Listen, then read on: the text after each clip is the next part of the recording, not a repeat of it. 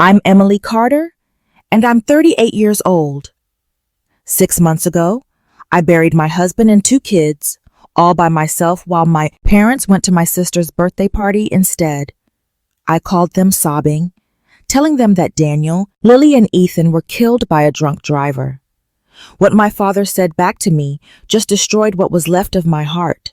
Today is Ashley's birthday. We can't come. Those 7 words didn't just end a phone call. They ended me being the family doormat. But what my family didn't know was that my husband's death was about to set off something they never saw coming. The $5 million life insurance policy was just the start. The real shocker was when they saw what I built from all that pain plastered all over the front page of our local paper. But I'm getting ahead of myself. Before we get into this, please take a second to like and subscribe, but only if this story really hits home for you. I'd love to know where you're watching from and what time it is there. Now let me take you back to that morning that changed everything. It was a Tuesday morning in March. Daniel had just finished making dinosaur-shaped pancakes for Ethan, our 6-year-old, while Lily, who's 8, was practicing her violin in the living room. I remember kissing them goodbye at 7:45 in the morning. Daniel's coffee breath was mixed with maple syrup as he whispered, "Love you, Emily. See you tonight for taco, Tuesday." Those were the last words he ever said to me. At 8:17 in the morning, a semi-truck driver who'd been driving for 16 hours straight ran a red light at Maple and 3rd. The cops said Daniel never even had a chance to react. It was instant, just devastating. They told me later none of them suffered, as if that was supposed to make me feel any better. I was in a client meeting when I got the call. "Mrs. Carter, this is Officer Davidson with the state police. There's been an accident." The room just started to spin. My assistant's voice turned into static. Somehow I made it to the hospital. I don't even remember driving there.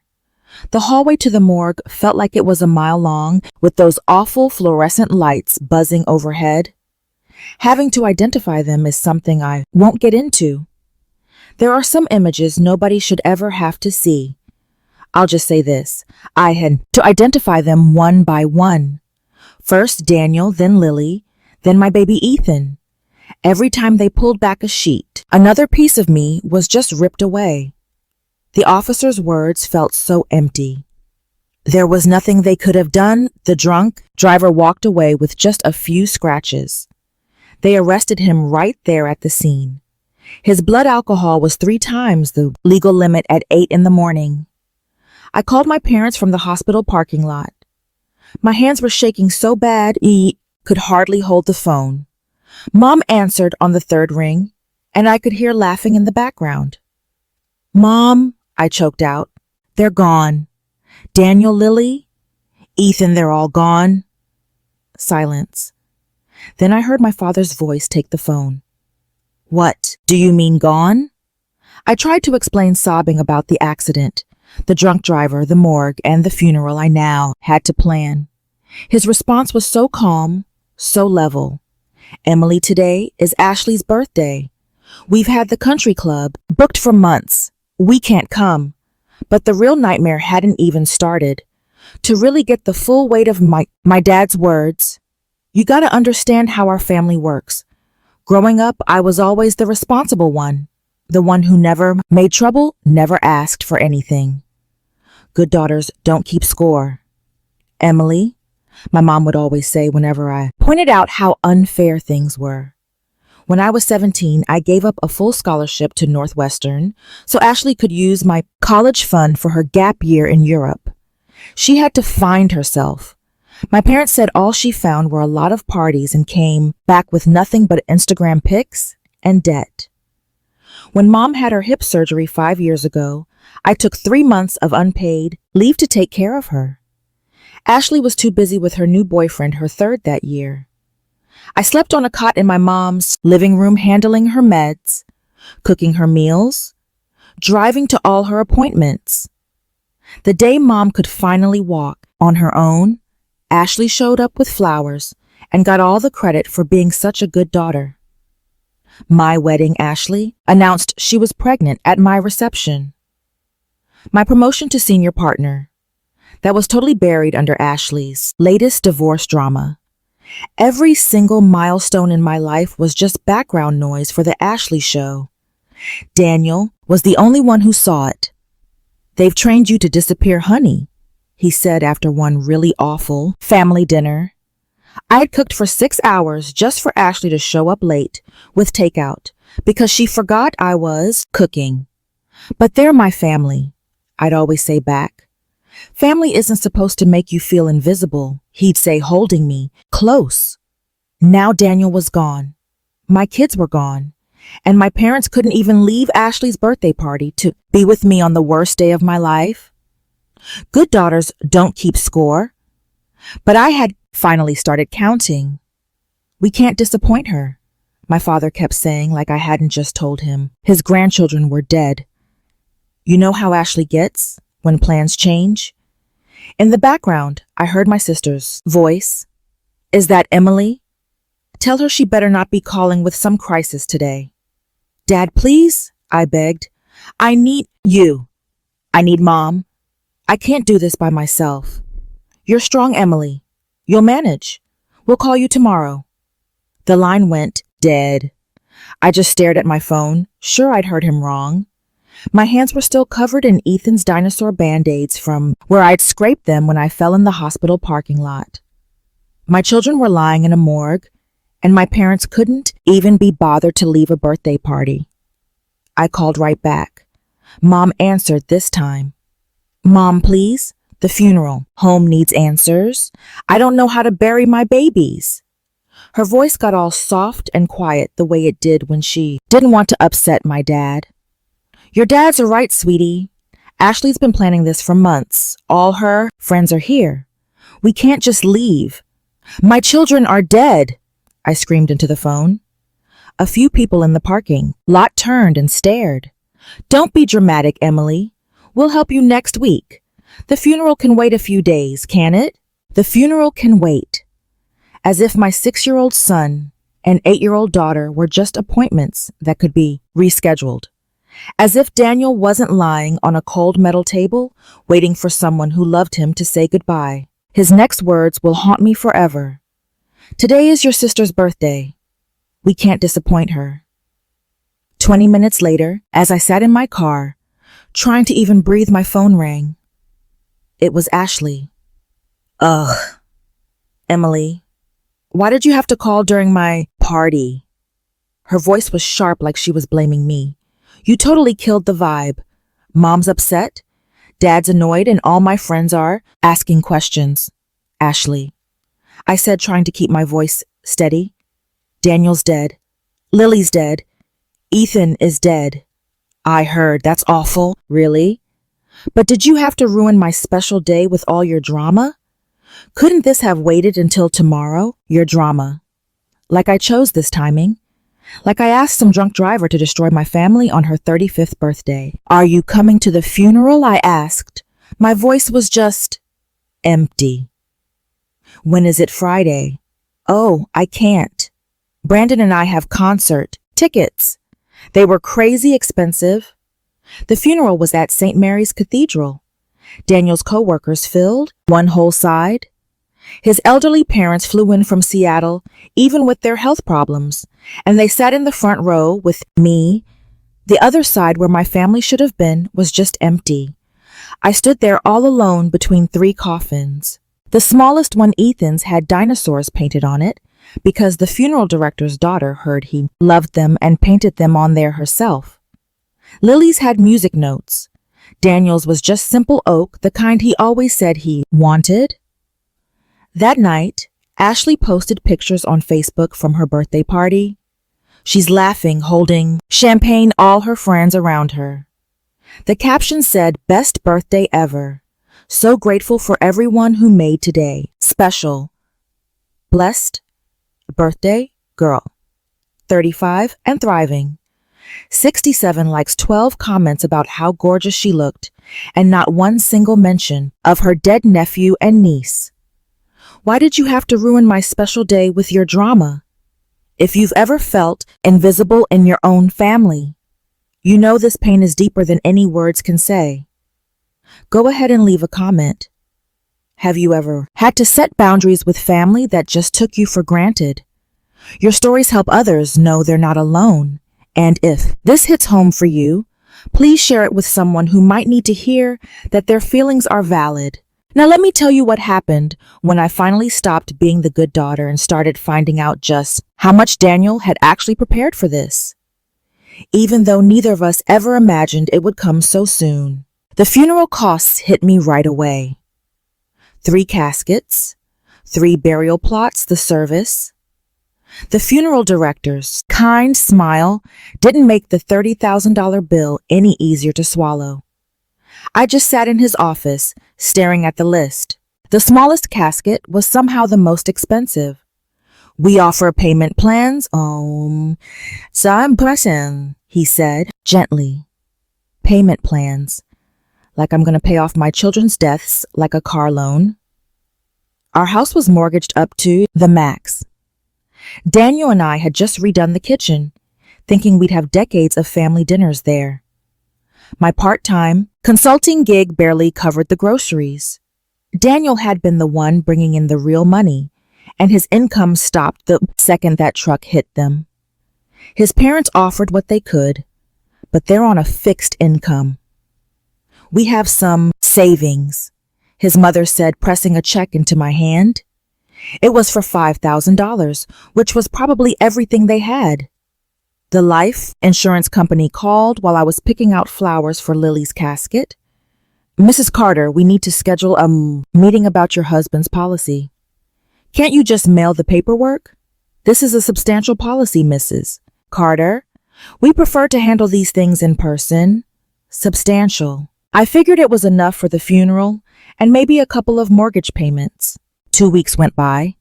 Not a word from my family, except a text from Mom. How are you holding up? I didn't answer. What was there to say? The house felt like a tomb. Lily's violin was still on its stand. Ethan's dinosaurs were still guarding his unmade bed. Daniel's coffee mug sat by the machine. You could still see his fingerprints on the handle. The funeral director left a message about needing the payment soon. I knew I had to face it, but I couldn't make myself move from Daniel's side of the bed, where it still smelled like him on the pillows. I couldn't sleep. Every time I closed my eyes, I'd hear things that weren't there. Lily practicing her violin, Ethan's feet pounding down the stairs, Daniel's terrible singing in the shower. At 3 in the morning, I'd walk to their rooms hoping, just hoping they'd be there. The neighbors started to avoid me, not meanly, just awkwardly. They didn't know what to say to the woman whose family was gone in 8 seconds. Mrs. Henderson, from next door, left casseroles on my porch, but never knocked. 3 weeks after the funeral, I still hadn't heard from my parents. Not one phone call. Ashley blocked me online after I commented on her birthday pictures. The ones she posted the day she chose a party over her own nephew and niece's funeral. I felt like I was in a bubble, invisible to the world. My mailbox was full of sympathy cards from Daniel's coworkers, but nothing from my own family. I started to wonder if I'd just fade away if I stopped trying. One really dark night, stood on our back deck just looking at the stars. Daniel had taught Lily all the constellations. Ethan was always looking for the dinosaur stars he swore were up there. I thought about how easy it would be to just stop, to be with them again. The lawyer's message is what saved me. David Thompson had called 3 times, his voice getting more urgent each time. Mrs. Carter, we really need to talk about your husband's estate. There are some things that just can't wait. His estate. Daniel had always been on top of every detail. Even after he was gone, he was still taking care of me. I called Thompson back the next morning. Can you come to my office today? He asked. What I have to tell you shouldn't wait. He mentioned something urgent that would change my whole life. Then 2 weeks after the funeral, my phone rang at dinner time. I was just staring at 4 empty chairs eating cereal right out of the box. Mom's name flashed on the screen. "Hi, sweetie. How are you holding up?" Her voice was so casual, like she called me every day. It made my chest ache. "How do you think I'm holding up?" "There's no need for that tone. I'm calling to help. Your father and I were thinking, you must have money stuff to sort out. Did Daniel leave anything?" And there it was, the real reason for the call. "I'm still working through everything," I said, trying to be careful. "Well, family helps family, Emily. If there's life insurance or anything you should think about sharing. Ashley and Brandon are trying for a baby, and fertility treatments are expensive. Are you seriously asking me for money right now? Don't be selfish, Emily. Your father thinks you should do what Daniel would have wanted. He was always so generous." I just hung up. My hands were shaking. Not from sadness this time, but from pure rage. Daniel was generous, all right. He lent Ashley $10,000 for her wedding, and she never paid him back. He paid for my parents' anniversary cruise. He never asked for a dime back. The phone rang again. It was Dad. This time I sent it to voicemail. "Emily, your mother's really upset. You need to apologize, and we have to talk about the money. As your father, I have a right to know what was left for you. Call me back." As my father. The same father who couldn't even leave a birthday party for his own grandchildren's funeral now wants to pull the dad card over my money. I turned my phone off. For the first time since it happened, I felt something other than pain. It was just a tiny flicker, but it was definitely anger. A clean, sharp anger. A week later, Ashley showed up at my door unannounced. Brandon was with her, and his eyes were already scanning my house like he was about to sell it. "We were in the neighborhood," Ashley said, pushing right past me. She'd never just been in the neighborhood in the 5 years since Daniel and I moved here. "Nice place," Brandon said, running his hand on the granite countertop Daniel put in himself. "Must be worth what, $500,000? "Why are you here?" I asked. Ashley put on her fake concerned face. "We're worried about you, Emily. All alone in this big house. It's not healthy. You weren't worried about me 3 weeks ago. That's not fair. We had plans." She walked into the living room, eyeing the new TV, the piano we'd bought for Lily. "You know this is way too much space for just one person." "What are you getting at?" Brandon stepped up. "Isa, we could take it off your hands." "Family discount, of course. Maybe $300,000. Cash deal. We'll close quick." The house was worth at least $500,000 even for a fast sale. They both knew it. "You need to leave Tomasi," I said quietly. "Don't be ridiculous," Ashley snapped. "We're trying to help. You're being selfish, keeping all this space to yourself." "Get out," I said again. "Get out now." They left, but not before Ashley got in one last dig. "Mom and Dad are right about you. You've always been so ungrateful. I would never treat my family this way." As their car pulled away, I saw Brandon taking pictures of the house with his phone. They were already planning their next move. What Ashley said made their whole plan crystal clear. They weren't done with me. That evening, my father called. He used that same tone from when I was a kid, and I'd let him down. "Your sister tells me you were rude to her. She tried to buy my house for $200,000 less than it's worth. Family helps family, Emily. You need to think about someone else for a change."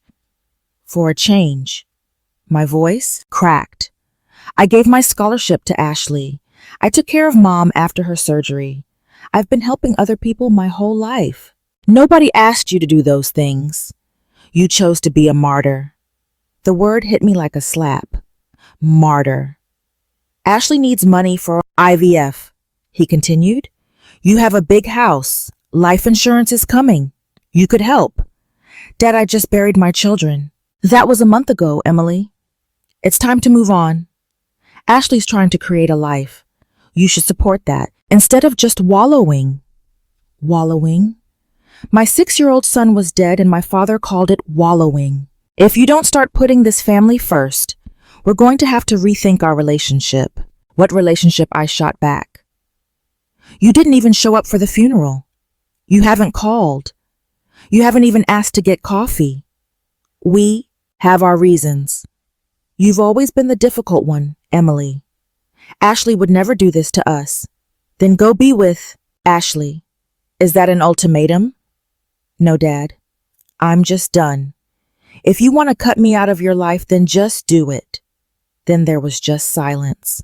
You're going to regret this, Emily. When you're all alone with no family, you'll wish you hadn't pushed us away. I'm already alone. So be it. And he hung up. I just stared at my phone waiting for the hurt to hit me. But instead I felt free. For the first time ever, I actually chose myself. The very next morning, a lawyer named David Thompson showed up at my door. He was a tall, sharp-looking guy in his 50s, holding a leather briefcase that just screamed expensive. Mrs. Carter, I'm sorry to just show up like this, but you haven't returned my calls. I'm so sorry. I just haven't been checking my messages. Can I come in? What I need to talk to you about is really important. We sat in Daniel's office. Thompson pulled out this thick folder. He looked serious, but his eyes were kind. Your husband was one of the most prepared clients he's had. He updated his will every single year, and his life insurance policies are huge. Policies as in more than one. Mrs. Carter, your husband had several life insurance policies. They total $5 million. The room started spinning. That's just not possible. We were living paycheck to paycheck some months. He was very clear about keeping this private. He told me, and I'm quoting here, my wife has sacrificed enough for everyone else. This is just for her. Thompson kept going. There are also some very specific rules attached to these policies. Your husband was extremely particular about a few things. What kind of things? I'll need to go over everything with you piece by piece. But there are rules about family members giving to charity, and some very specific instructions on how the money is given out. Daniel planned all of this.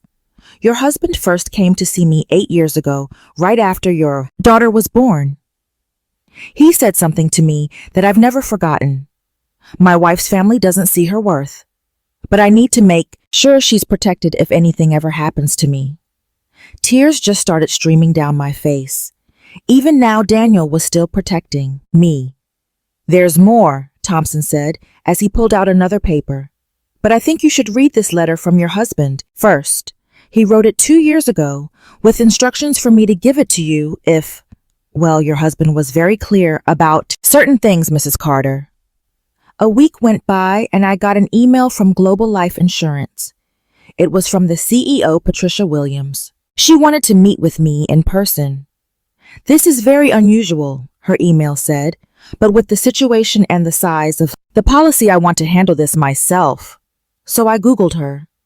Patricia Williams was on the Forbes list of the 50 most powerful women in business. Why on earth would she want to meet with me? When I got to her office, Patricia greeted me warmly. She looked younger than I thought she would, maybe around 45, with kind eyes and expensive glasses. Mrs. Carter, I actually knew your husband, professionally. He did some consulting work for us a few years back on a data security project. I had no idea.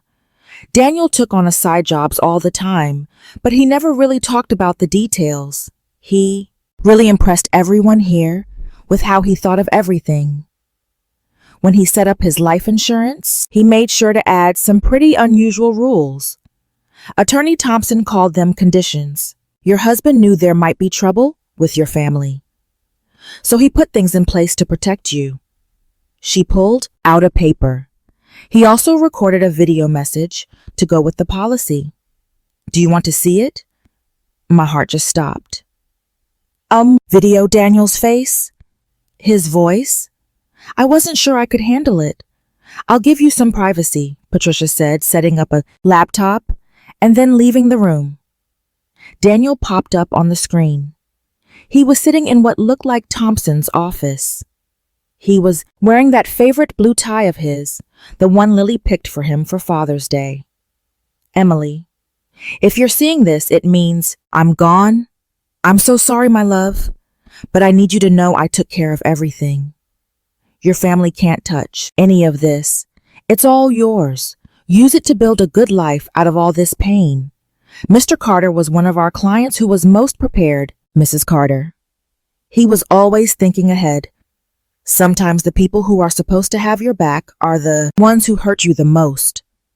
But what if I told you that my husband, even after he was gone, had one last plan that would change everything?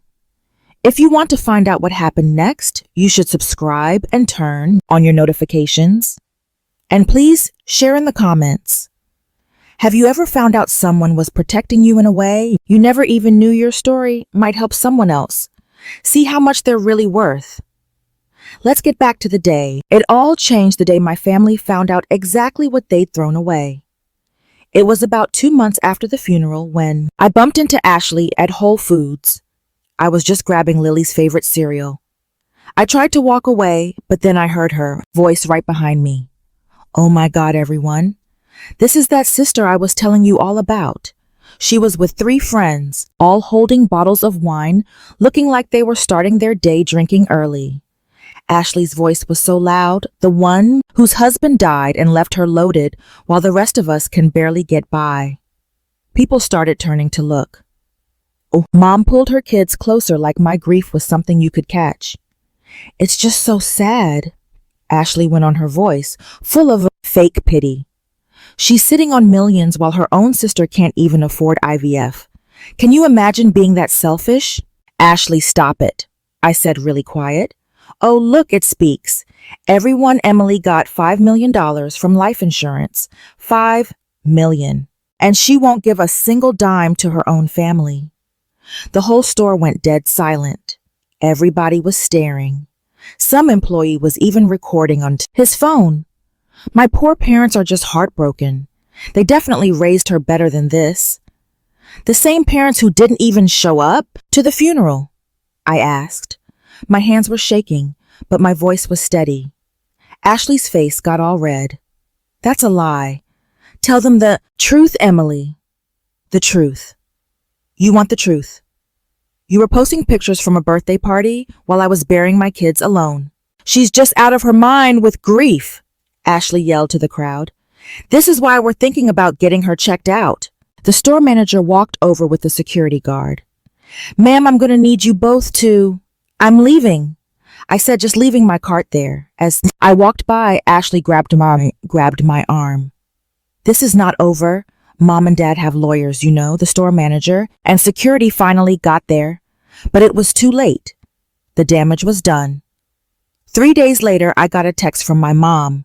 Meet at our house 2 p.m. Don't make this any harder. I got there and 20 relatives were crammed into my parents' living room. Aunts, uncles, cousins I hadn't seen in forever. Even my dad's brother from Florida was there. This is an intervention, my Aunt Linda announced. She was holding a bunch of notes like she'd rehearsed it. An intervention for what your mental state, my mom said. Honey, your grief has clearly clouded your judgment. Then some woman I'd never seen before stood up. I'm Dr. Foster, a family therapist. Your family is concerned about your emotional instability and your ability to make sound financial decisions. You hired a therapist to ambush me. It's not an ambush, my dad said. It's love. We're just trying to help you. Ashley was in the corner holding a tissue, putting on a show of grief she never felt for my kids. Emily, Dr. Foster started your family. Feels you're not dealing with your loss correctly by holding on to resources that could help create a new life. You mean Ashley's IVF, I said. This is about her IVF. My cousin Kevin jumped in. We all just think you should put the money into a family trust. It would benefit everyone. Including you, right, Kevin? He actually had the decency to look away. This is about money, I said, getting to my feet. My children are dead, and you're all just here for the money. Sit down, Emily, my father ordered. No. If you leave, we'll have no choice but to look at our legal options. Aunt Linda threatened. It's for your own good. The grief is clouding your judgment, honey, my mom repeated, but I was already out the door. That night, Ashley's Facebook post blew up in our town. Prayers needed. My sister Emily, the one who lost her family in that awful accident, is having a complete mental breakdown. She inherited millions, but won't help a soul, not even our elderly parents. She's accused us of horrible things and won't talk to any of us. If you see her, please be kind. Mental illness is such a tragedy. Pray for Emily. Mental health awareness, family first. In just a few hours, it had 500 shares. The comments started pouring in. So sad when grief just breaks someone. Your poor parents. Money really changes people. Maybe she needs some real help. My phone was blowing up with messages from people offering support, but really just digging for gossip. The leader of my grief support group even called to say I was temporarily suspended because of the concerns. But then something I didn't expect happened. Daniel's best friend Ryan commented on the post. This is all lies. Emily's family skipped the funeral to go to your birthday party. I was there. I saw the empty rows. Take this down or I'm posting the funeral guest book. Ashley deleted his comment in minutes, but people had already taken screenshots. Then Daniel's old coworker added, I was dropping off food for Emily while you were posting party pics. Just stop. Then Daniel's mom, sweet 70-year-old Barbara, posted her own reply. Ashley Hayes, you are a liar. I flew all the way from Seattle with 2 hip replacements to bury my only son and my grandkids. You weren't there? Your parents weren't there? Emily stood there all by herself. I have the photos. The tide started to turn, but Ashley had one last move. She posted a final update. It's amazing how you see someone's true colors when money gets involved. I'm so done trying to help people who just don't want it. Boundaries. It's a toxic family for sure. Some people's true colors really show the second money gets involved. She was right about that. The meeting with Patricia Williams changed my whole life. She sat right across from me in her corner office. $5 million in insurance papers were spread out between us. This is real, I kept asking. Very real. Your husband bought these policies a little at a time, over 8 years paying monthly, so nobody would find out. He never wanted your family to know. The first policy was for $2 million, bought right when Lily was born. The second was for another $2 million when Ethan showed up. The third for $1 million was bought 2 years ago after what Daniel's notes called the Christmas incident. He kept detailed records, Patricia explained. Every single time your family worried him, he wrote it down. He was building a case for why this money had to be protected. She played another part of Daniel's video. Emily, I know you're going to want to share this with everyone. It's just who you are. But please, my love, don't. Your family has taken enough from you. This money is for you. To build something beautiful. Create something that would make our kids proud. Through my tears, I made up my mind. I want to create a foundation, the Carter Family Foundation, for kids who've lost parents to drunk driving. Patricia smiled. Your husband figured you'd say that. He left suggestions. For 6 months, I just quietly built everything. I worked with attorney Thompson to set up the foundation using $3 million as the starting money. The other $2 million stayed in safe investments for my future. I personally went through every single application. The first scholarship went to a little girl named Sophie, the same age Lily would have been. She had lost both her parents to a drunk driver. Her grandma just cried when I called with the news. By month 5, we'd helped over 100 families. Funeral cost therapy, school funds, all the things I needed when my world fell apart. I kept it quiet, working completely under the radar. No social media, no press releases, just quiet, important work that gave me a purpose. Your husband said you'd know what to do with this, Mrs. Carter. He was right.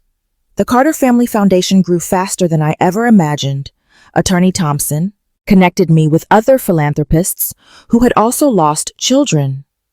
We partnered with MAD to set up grief counseling programs just for the young siblings of drunk driving victims. This is remarkable, Thompson said during one of our meetings. You've helped more families in 6 months than most foundations do in years. It's what Daniel would have wanted, I said. What Lily and Ethan would have wanted. We funded a music therapy program in Lily's name. She'd loved her violin, and now other grieving kids could find some peace in music. Ethan's dinosaur library sent books to kids who'd lost siblings because stories always helped him get through tough times. I hired 2 employees. They were both mothers who'd lost children to drunk drivers. We understood each other without having to say a word. Our office became a safe place where we turned our grief into a real purpose. Local hospitals started referring families to us. Police departments kept our cards to give out at accident scenes. One officer told me, "You're saving lives, Mrs. Carter. Carter, you've given these families hope."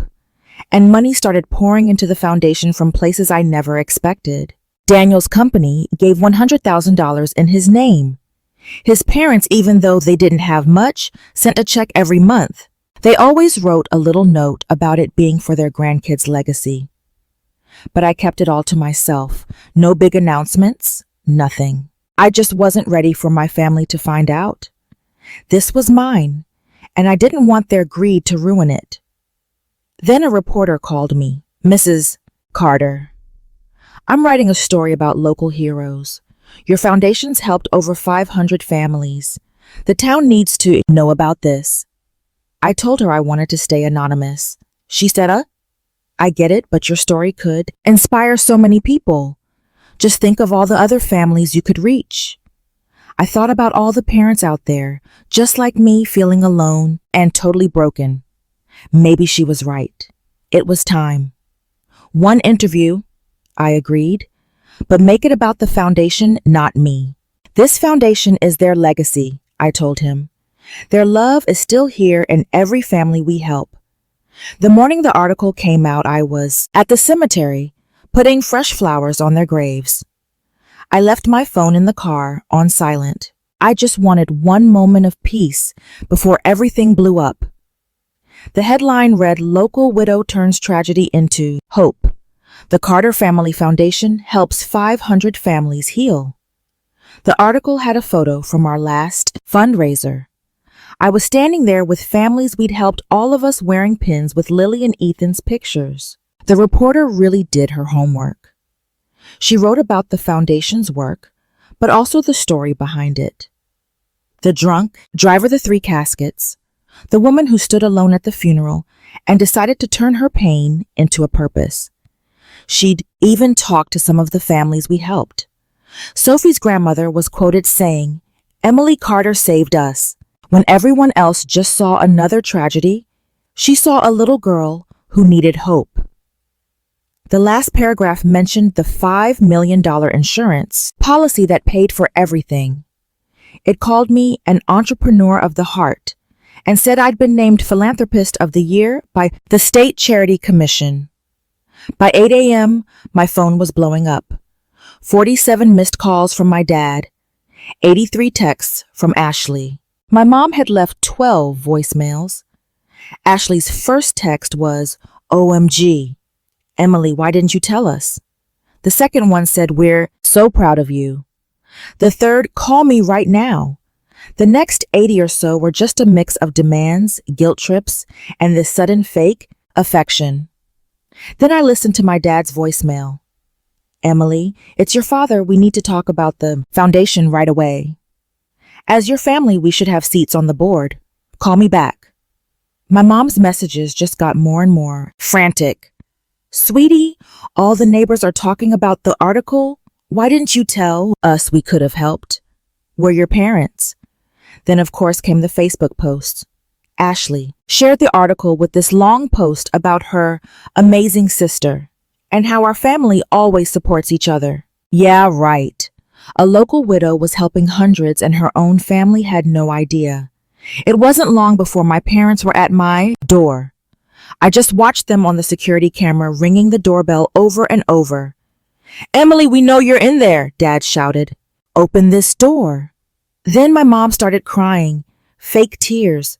I'd seen that show before. "Please, sweetie, we're just so proud of you. We always knew you'd do something amazing." I didn't answer the door. 20 minutes later, Ashley showed up, and Brandon. They actually brought flowers. Cheap grocery store carnations with the price tag still on. "Emily," Ashley yelled, "this is ridiculous. We're your family. The foundation needs us." My neighbor, Mrs. Patterson, came outside. "She's not home, and after everything you all did, I'd stay far away if I were you." "What we did," Ashley's voice got all high-pitched. "We're her family.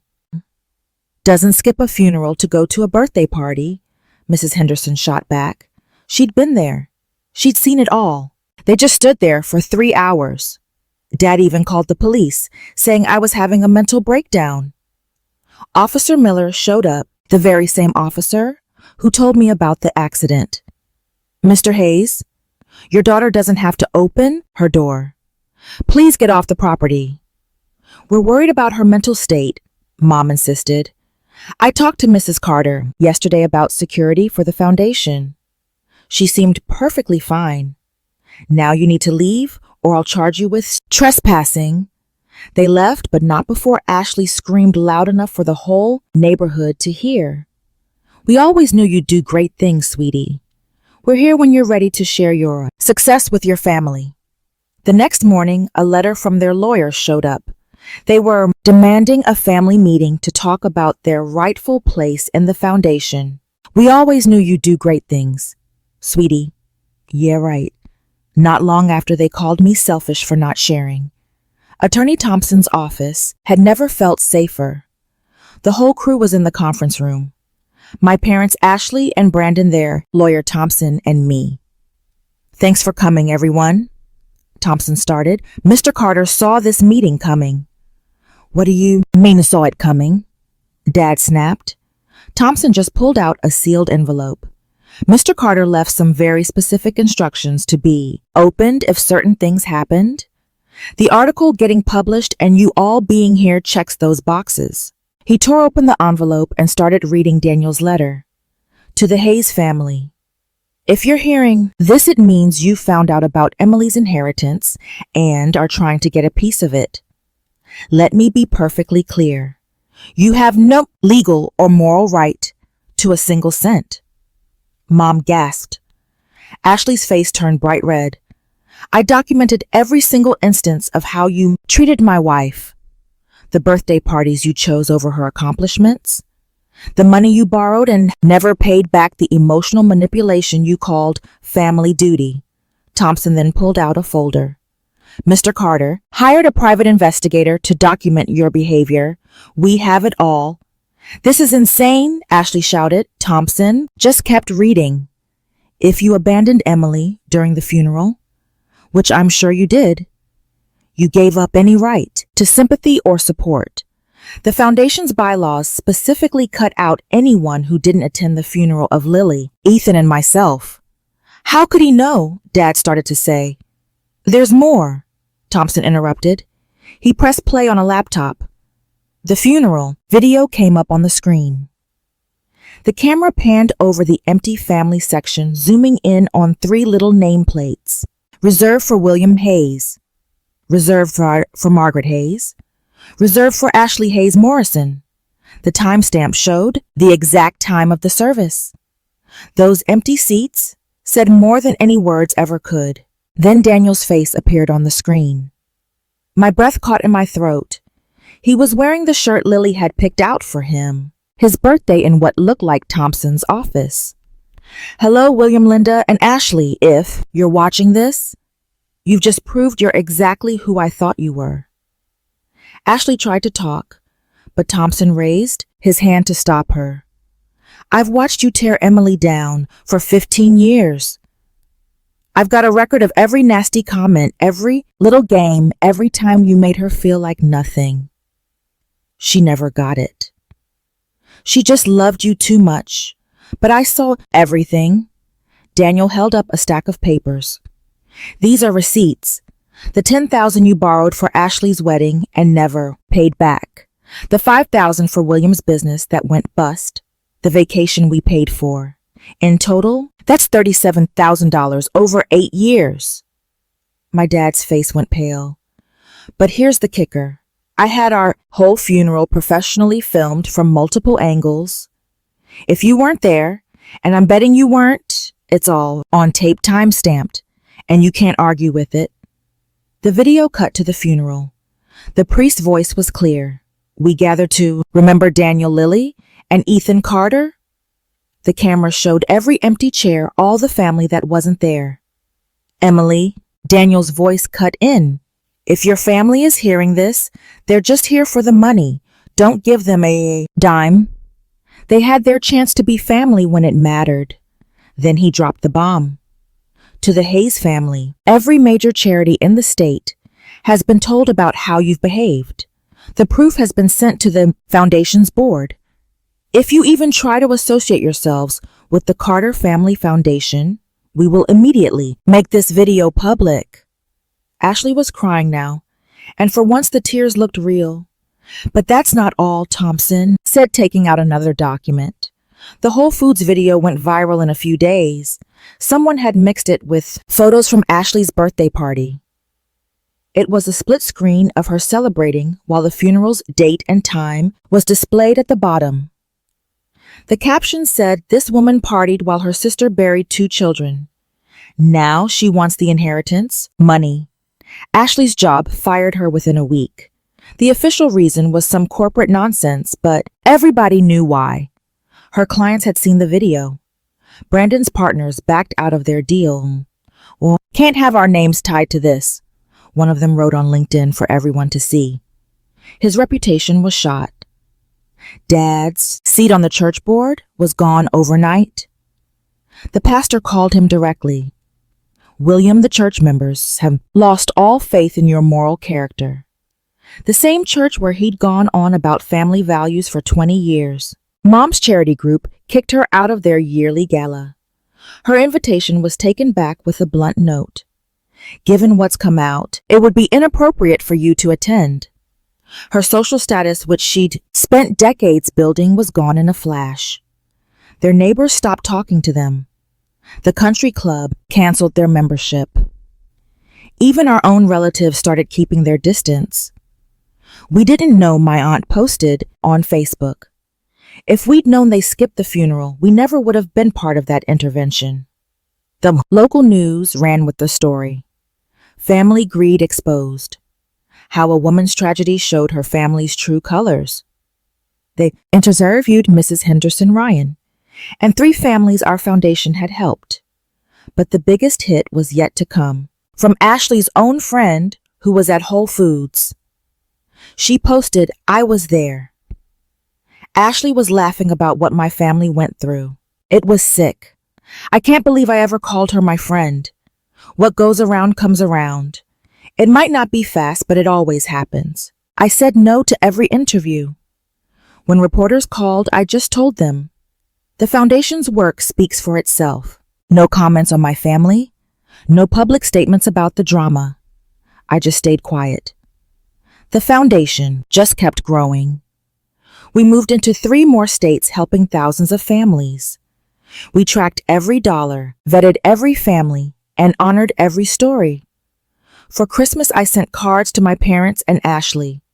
Simple, classy, with no money inside, just a printed note. "Wishing you peace this holiday season. A donation has been made to the Carter Family Foundation in your name." The receipts showed $100 each, enough to be real, but not enough to be generous. It was listed publicly in our annual report under community supporters. Their names right there with hundreds of others, no special treatment. My mom called me 37 times on Christmas Day.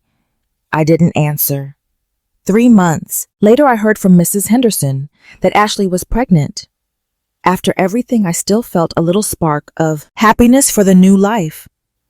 Kids aren't to blame for what their parents do. I set up a secret college fund for the baby, $50,000, that could only be used for education, and only after the kid turned 18. The paperwork was handled by Thompson's office, and I told them to keep my name out of it until the child's 18th birthday. Why? Thompson asked. After all they did. Because Lily and Ethan would want their cousin to have a shot. Because Daniel always said the best revenge is being the bigger person. Because I refuse to let their hate change who I am. The governor showed up to the foundation's annual gala, along with 3 senators and hundreds of families we'd helped. My parents and Ashley watched from outside because they couldn't afford tickets, and they weren't welcome anyway. The best revenge is living a good life and helping others do the same. 1 year after the accident, I stood at their graves with so much to tell them. The foundation's report showed we'd helped 1,000 families. I had photos from the kids whose lives we'd changed. Letters from parents who'd found hope again in the worst time of their lives. We did it, Daniel, I whispered to his headstone. Your plan worked perfectly. Told Lily about the music program, how a little boy named Jack played his first concert with the violin we'd donated. I told Ethan about the library and how his dinosaur books helped a girl named Grace smile for the first time after she lost her brother. Your daddy was so smart, I said as I laid down some fresh flowers. He knew exactly what would happen. He was still protecting us. The cemetery was quiet, just me and them, the same way it was at the funeral. But this time, being alone felt different. It was my choice. I'd bought a smaller house just 2 streets from the cemetery. Every morning, I walk over with my coffee and tell them about what the foundation is doing. The old house sold for $550,000. Every penny went to the foundation. My support group for grieving parents meets every week in our foundation's building. We've made a community where people understand our pain. It turned into strength for all of us. These strangers became more family to me than my own blood ever was. I told them your Aunt Ashley had her baby, a little girl. She named her Madison. There's a college fund waiting for her, though. Your grandparents will never know it's from us. A letter from Ashley showed up that morning, sent through Thompson's office. It was 6 pages of apologies and excuses. I read it once, then I just filed it away. Some bridges, once they're burned, should just stay that way. Ashley's letter was stained with water. The ink was smudged in places looked like tears. Emily, I know I have no right to write this. I was horrible, unforgivable. I see that now. Madison looks like Lily sometimes, and it breaks my heart that she'll never know her cousins. I'm not asking for money. I'm not asking for forgiveness. I just needed you to know that I finally get it. I understand what we took from you, not the money, the moments, the support, the love you deserved when your world ended. I'm sorry. I'm so desperately sorry. I read it one more time, then wrote my answer on the foundation's letterhead. Ashley, I received your letter. Thank you for your honesty. I forgive you, but not for your sake. For mine. Carrying anger is just too heavy when you're already carrying grief. But forgiveness doesn't mean we're okay. Some wounds are just too deep to heal with words. You chose a birthday party over my children's funeral. That choice defined our relationship forever.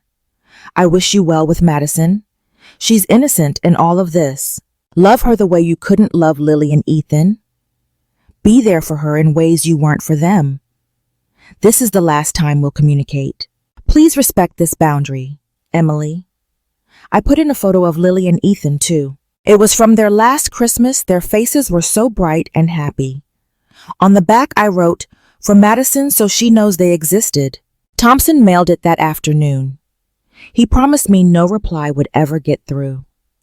That evening, I updated the board. I told them about the foundation's new policy. No job will be offered to anyone who failed to support the founding families in their time of loss. Forgiveness doesn't mean forgetting. Some bridges, once they're burned, should stay that way. 2 years have gone by since the accident. The Carter Family Foundation has helped over 2,000 families. We've expanded all over the country with chapters in 12 states. The kids we've helped have started calling themselves Carter Bears. Lily would have loved that. I've learned that family isn't about blood. It's about who shows up. My real family now is Ryan and his wife. They never missed a single grief counseling session with me. It's Mrs. Henderson who still brings over casseroles, but now she stays and eats them with me. It's Daniel's parents, who video call every Sunday just to hear about the foundation's work. The private investigator Daniel hired sent me one last report. My parents sold their house. They moved to a small apartment. Ashley and Brandon got divorced after all the financial stress. It just broke them. She's raising Madison alone now, working 2 jobs. The college fund I set up for her just keeps growing. It's waiting for a little girl who will one day have chances her mother denied herself because of her own cruelty. Some people are lessons, not blessings.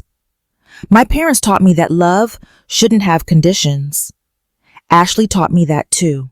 Just because you're blood doesn't mean they'll be loyal. When they left, I learned that the family you choose is so much stronger than the one you were born into.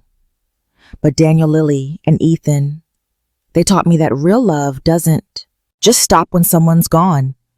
They showed me that preparing for the future is an act of love, that a legacy isn't about money, it's about the mark you leave. Every morning I go to their graves. Every night I read applications from families who need a hand. And in between, I'm actually living. I'm not just surviving. I'm living because I know that's what they'd want. What boundaries have you had to set with a toxic family? Your story might just help someone else find their own strength. Share it in the comments. Remember, you deserve to be valued, respected, and put first, especially by the people who claim to love you.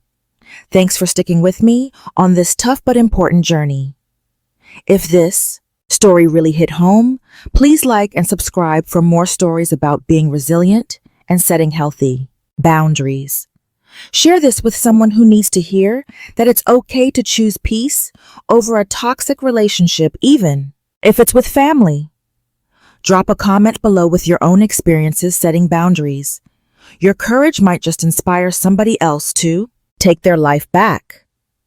Always remember, you deserve to be valued, respected, and made a priority. Being related is no excuse for them to treat you with disrespect. Until next time, take care.